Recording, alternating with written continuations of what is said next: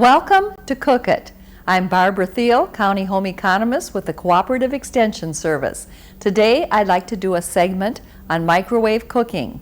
Most consumers have a microwave in their kitchen today, but unfortunately these microwaves are still being used just for defrosting and warming up foods. Today I'd like to share with you about 20 microwave hints to get some use out of those microwaves and make your cooking easier and faster.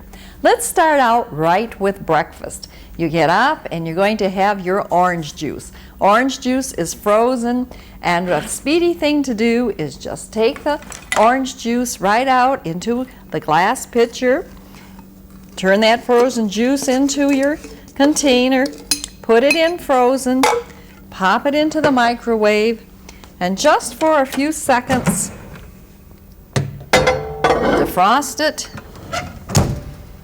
put it on, and that goes high power. On this microwave, we have to get our power over, and we're going to go, about a second here. And we're going to start it, and there goes the microwave.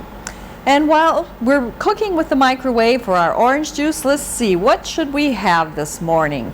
Well, on looking into the freezer, we found we have some French toast frozen. So we'll just take a nice Corral dish, and we'll put our French toast on this dish, and we'll just put it in the microwave for just a couple seconds here. Let's see how our orange juice is doing. Put it in this little microwave over here. Let's take a peek at that orange juice. Oh, it's thawed. It's still cold. You want to be on top of that because you want it cold. Now you're all ready to add your water.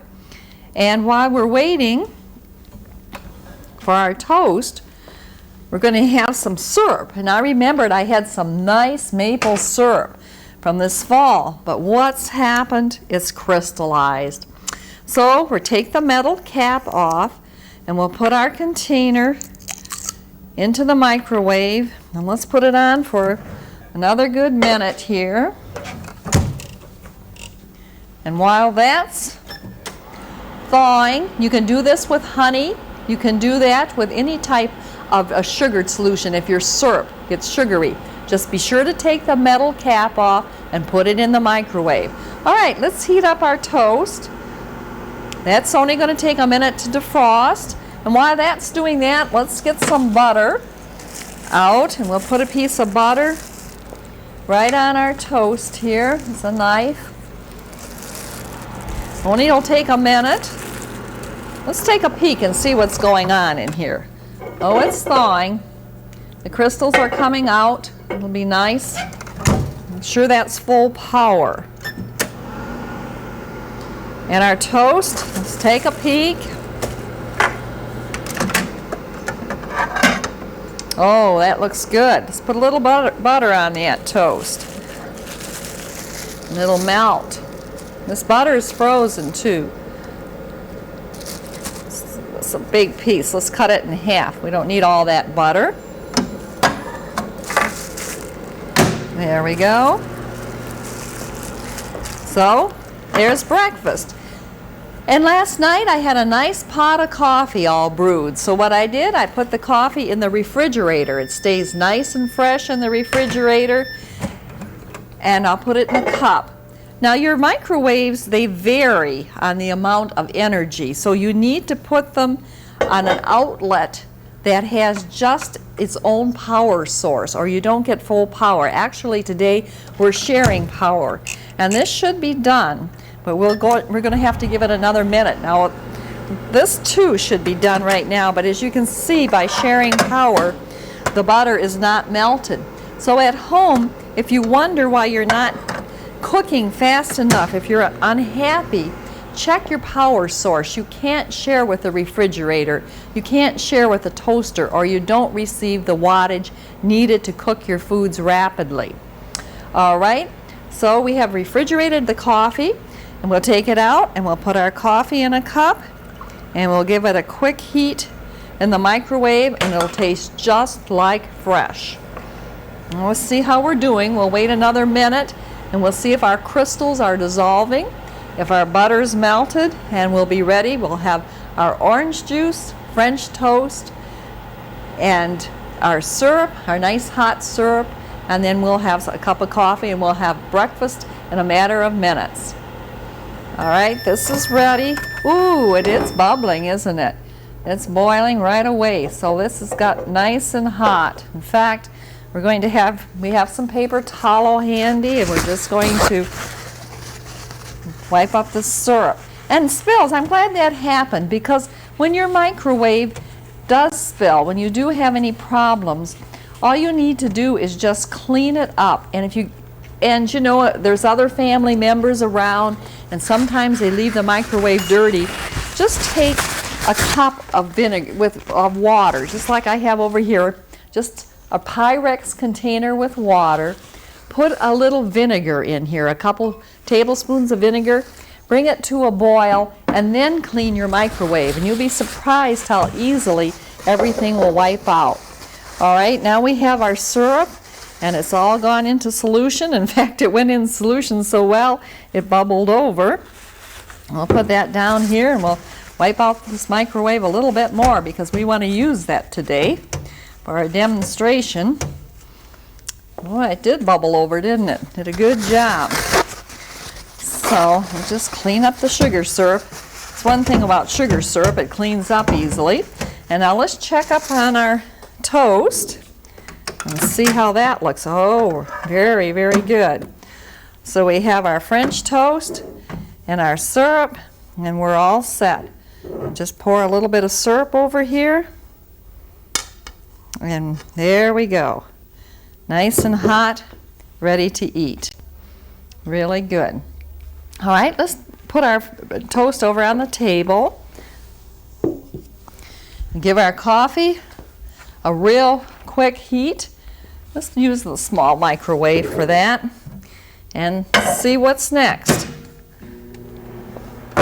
This one beeps more.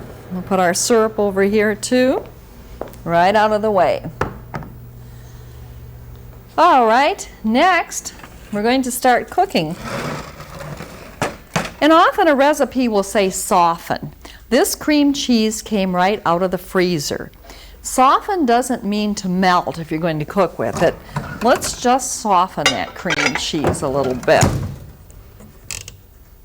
Oh, about half a minute here. While we take our coffee, nice and hot and steamy, and put it with our breakfast. There we are, all set for a good meal. And now we're going to cook. I have some frozen butter here, and I'm going to melt it. Now there's a difference between soften and melt. We'll let this go another minute and we'll see if it's softened.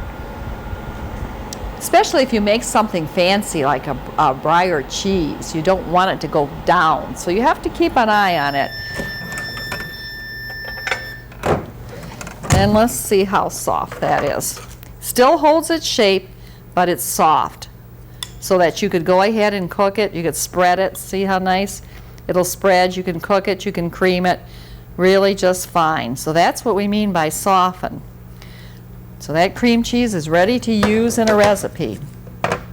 Now with the butter, what we're doing here is we're going to melt it, and it's melted. And now we're going to put a couple cloves of garlic in it, and we're going to make garlic butter. And we'll let that set a minute.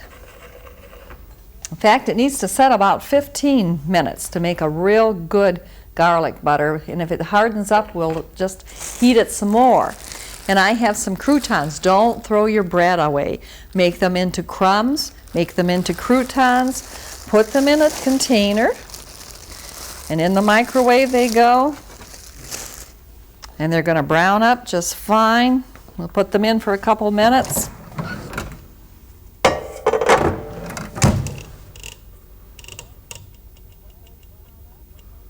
All right, we'll just let those brown up, and then we'll make some garlic croutons.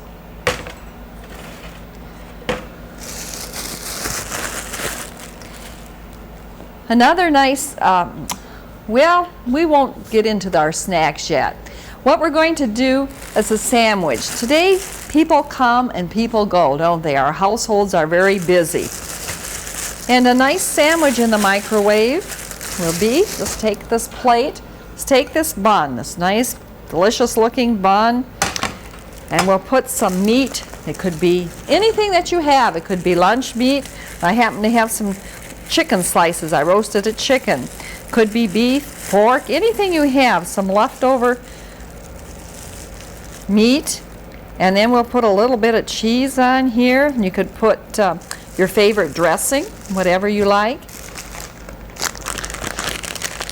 And then we're going to put this in the microwave just within a couple paper towels.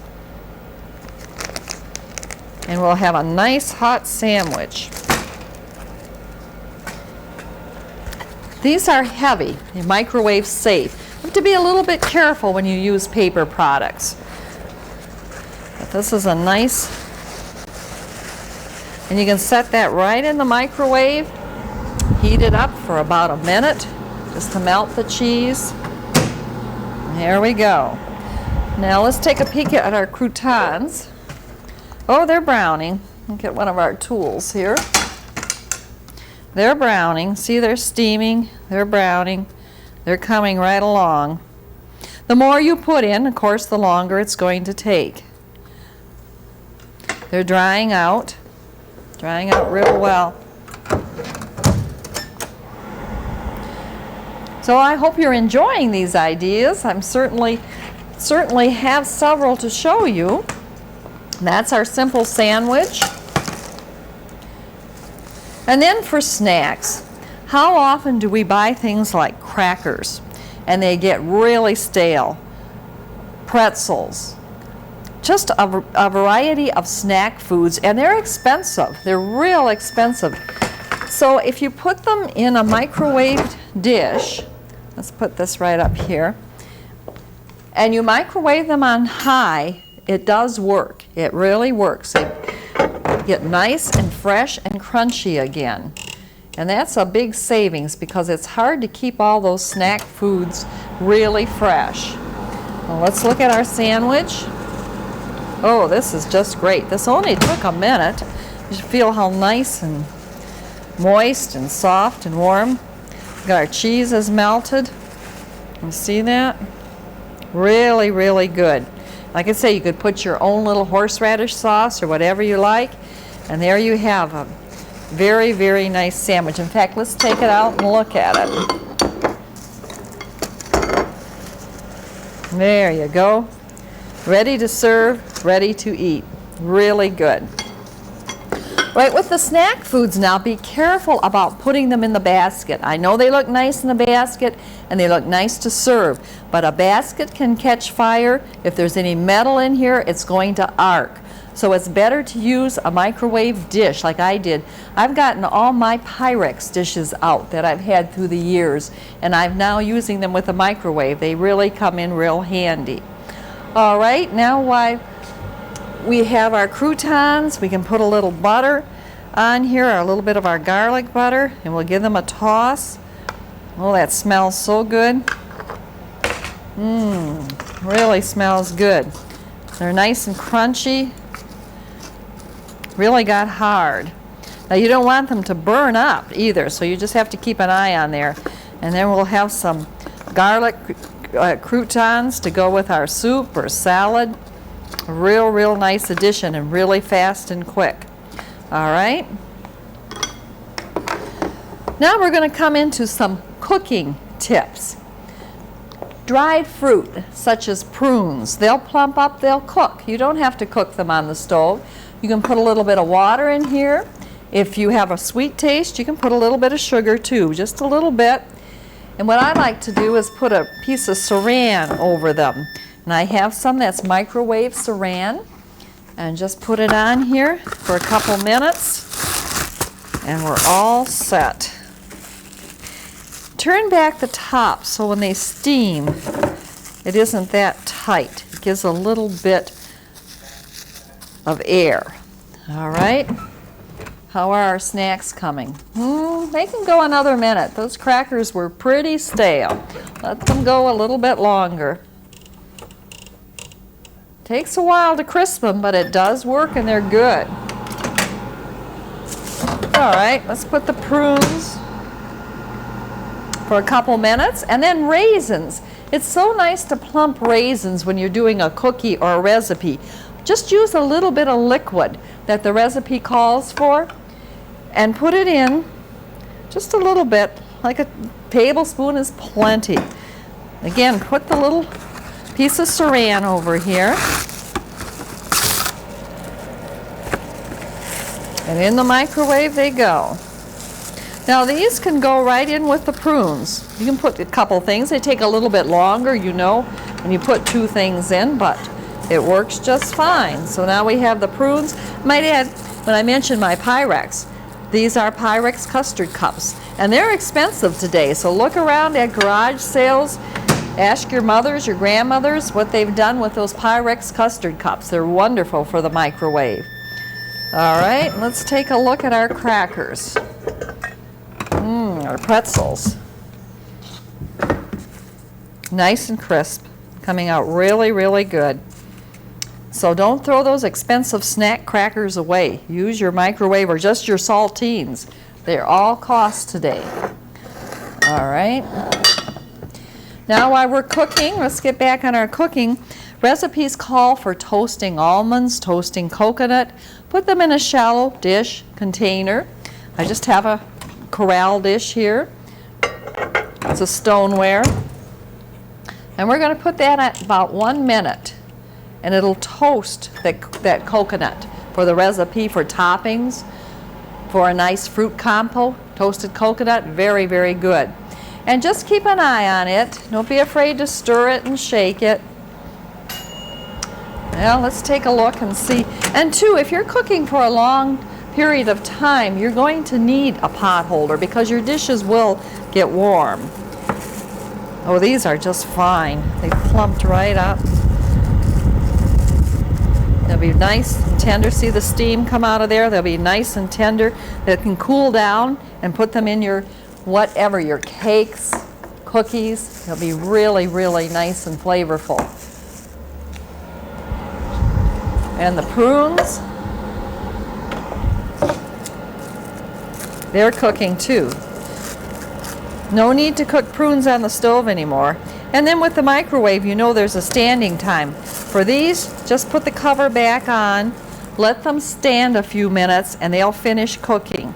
Always remember to count that standing time in because the microwaves keep activating. And no, they won't hurt you. They're just molecules of energy bouncing around, creating heat. That's the purpose of those molecules.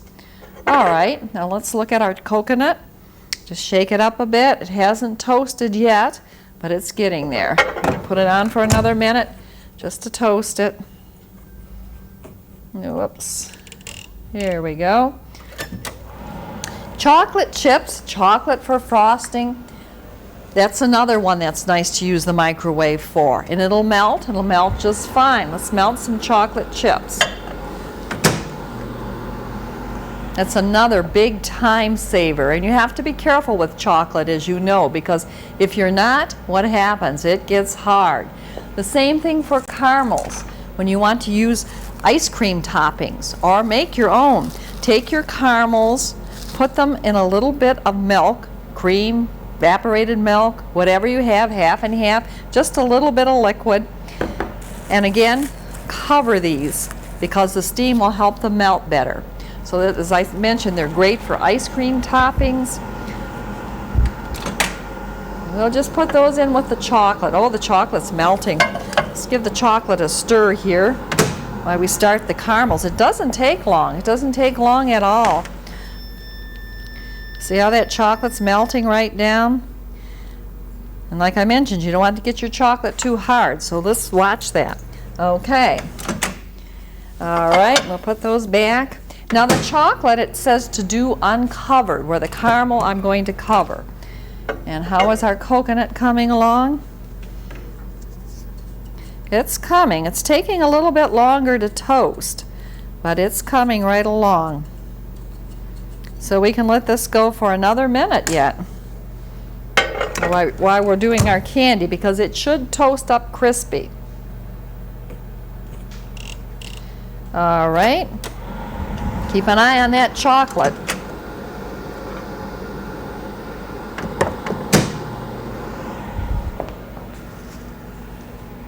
There, it's getting soft. You see that, nice and creamy?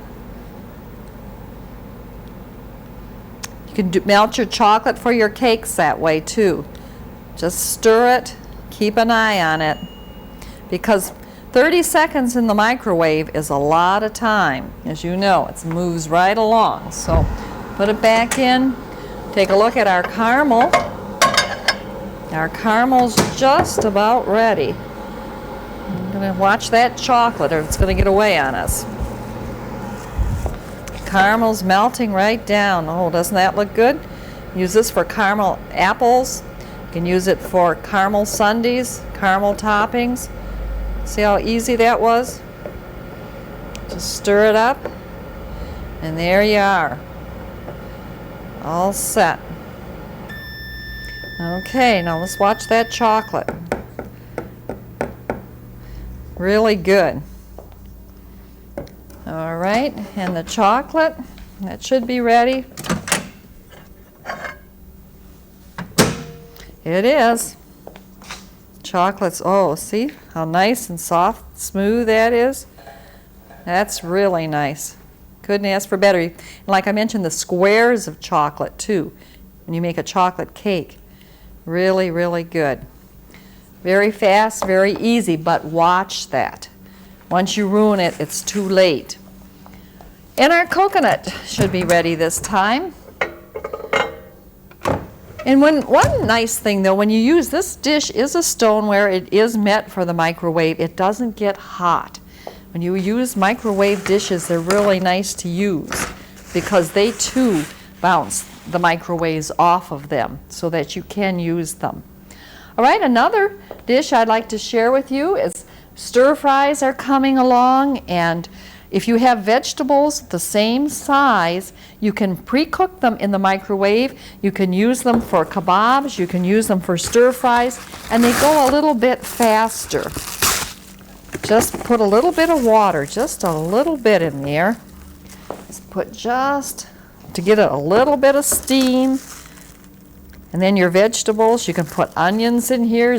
Well, zucchini you really don't have to give a pre-cook, but cauliflower, broccoli, carrots, onion, it does help to give them a little bit of a pre-cook. And we got an edge open. Let's give them a couple minutes. And there we go. And for your kebabs for the microwave, you can use 2 items. I found these, they're harder to find in a meat market. They make a nice kebab for your microwave because remember, you can't use the metal skewers. Or you can buy these all over there, and they work real well. You can put hot dogs, vegetables, cubes of ham, meat. They'll work real well too. So there are ways you can make kebabs in your microwave. All right, now let's see, while we're waiting for that, if we've missed anything else I want to share with you today. We did our cheese, we did our garlic butter, we did our snacks. Also for the grill. With the grill, you can pre-cook your chicken and in the microwave and then grill it. And I hope you've enjoyed this program on microwave tips from Cook It. And this has been Barbara Thiel, County Home Economist.